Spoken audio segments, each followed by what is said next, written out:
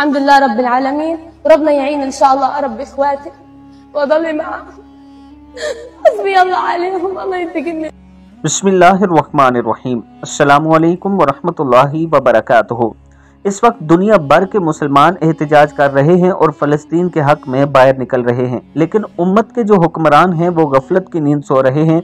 उन्हें इस बात से कोई गर्ज नहीं कि फ़लस्तीन में बच्चों को शहीद किया जा रहा है, वहाँ पर हमारी बहनों और माओं की इज्जतें लूटी जा रही हैं, वहाँ पर अवाम पर जुल्म हो रहा है। इससे हमारे हुक्मरान गाफिल हैं और बेखबरी की नींद सो रहे हैं।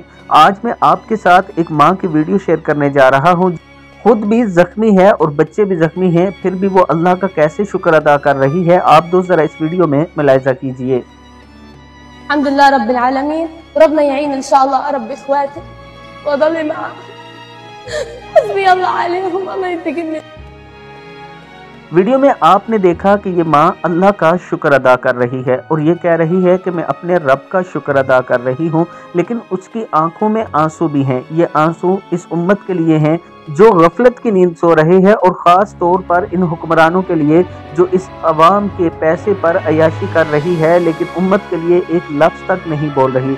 अल्लाह ताला हमारे हुक्मरानों को हिदायत नसीब फरमाए, या फिर हमें सैयद सलाहुद्दीन अय्यूबी या उमर इब्न खत्ताब जैसा हुक्मरान अता फरमाए। अस्सलामु अलैकुम वरहमतुल्लाहि वबरकातुहू।